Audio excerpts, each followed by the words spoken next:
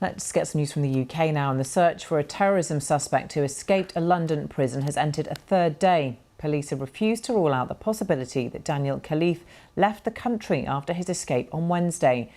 He was awaiting trial on charges including collecting information useful to an enemy state. UK Justice Secretary Alex Chalk says he wants the findings of an investigation into the incident by the end of the week.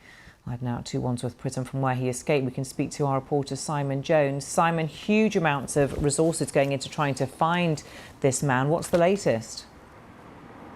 Yes, the manhunt is continuing, and we have had a development this morning. Now, overnight, a park just a few kilometres from here, Richmond Park, was being searched by the Metropolitan Police. They were using helicopters with thermal imaging cameras, also officers on the ground, looking to see whether there might be anyone in the park, because at night the park is shut, so there shouldn't be anyone there. Now, the Met have confirmed that that search overnight was linked to the investigation, the efforts to find Daniel Khalife, and also they have yet to say though whether they discovered anything of particular interest.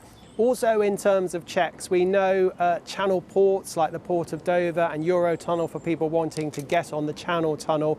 There is enhanced security there too, so drivers are having to get out of their vehicles, and this applies to all cars, to open their boots to check that there might not be someone stowing away in the back of their car like Daniel Khalife, because police want to make sure he's not trying to flee the country, although they have admitted that they don't know for certain whether he is still in the UK, although they say at the moment the focus of their searches remains this part of London.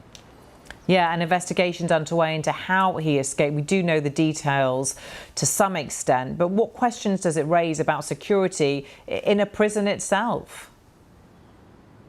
I think it raises huge questions, because when you hear what happened, it almost beggars belief. So you had Daniel Khalife clinging to the bottom of a food delivery truck with some makeshift handles that he'd managed to manufacture out of some material he must have got hold of in the prison, and then made his escape that way. So questions about what sort of security was in place, because any vehicle coming and going should undergo a number of checks. Prison office staff should check underneath the vehicle with mirrors to make sure there is no one hiding there. So did those checks take place? Who were the staff on duty? That's what the government wants to know, and it's expecting the preliminary findings of an investigation by the Prison Service to land on the desk of the Justice Secretary Alex Chalk, perhaps today or within the next couple of days. He says he wants to see it by the weekend. And also they're looking into why Daniel Khalife was being held in this prison at all, because it's a Category B prison, so not the highest security jail